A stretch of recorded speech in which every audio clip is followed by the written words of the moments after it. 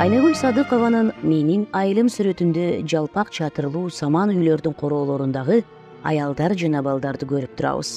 Ал бала чагындагы жылуу эскерүүлөрүн бир сүрөткө топтогондой, үйлөрдүн курулушу бири-бирине жакын жайгашып, бири-бирине уланып тургандай көрсөткөнү жана гүлдөп турган өрүктөрдүн арасында жайгаштырганы гиперболизация ыкмасын колдонгону.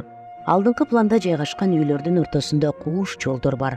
Үйлөрдүн короолорундагы сөрүлөрдөгү адамдардын отургандары жай турмуштан кабар берип, гүлдөгөн нөмө дарактар жаз мезгили экендигин айтып турат.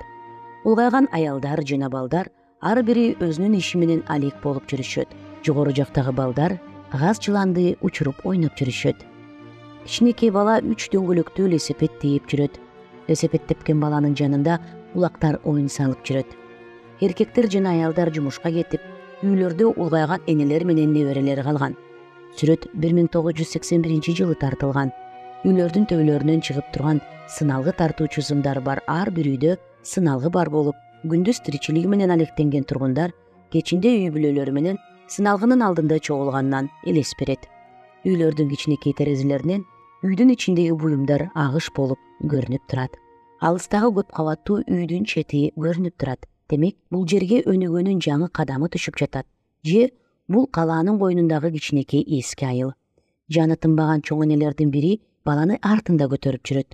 Сөрдө отурган энелердин бири небересинин чачын өрүп отурат. Башка экөөнүн колдорунда дагы бир нерсе бар.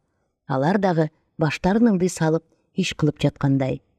Башка короодогу тапчанда отурган эне небересине карап бир нерсе сүйлөп жатат.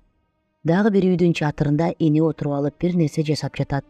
Ал ары карап отургандыктан эмне жумуш жасап жатканы белгисиз. Бирок жанында чака, үйүнүн дубалында чыккан шатысы тирелип турат. Үйлөрдүн ортосунда дубалдар жок. Демек, бул айылдын адамдары бири-бириникине каалаган убакта барып, бири-биринен эч нерсе жашырбай, бир туугандай, бир үй бүлөдө ынтымактуу жашоодо өмүр сүрүшөт. Бул ошол мезгилдеги адамдардын кең пейилдигинен, жаман ой жоктугунан дагы кабар берет. Саргыч түстөгү үйлөр сүрөткө жылуулук, ал эми адамдар кичинекей болгондугуна карабай сүрөткө кыймыл берет. Үйлөрдүн дубалдарындагы сары түстүн көп түрүн байкоого болот. Аларда агыш сары, сапсары, саргыч, күрөң сары, мала сары, кызгыл сары түстөр кымындай болуп берилип, бир түстөн экинчи түскө өтүүсү тирүүлүктү, кыймылды, күндүн нурунун тийгенин, желдин кыймылын көрсөтүп турат. Арткы фондогу асман дагы ушундай жол менен тартылган. Муздак көгүш, боз, күрөң түстөрдүн көптөгөн түрлөрүнүн асмандагы толтурулгандыгы алыс жактагы булуттарды жана асмандын же ачык же бир көк экендигин белгилегени жаздагы аба ырайын мыкты сүрөттөгөн. Сүрөт айылдын жашоосунда азалап, абдан жылуу сезимдерди ойготот.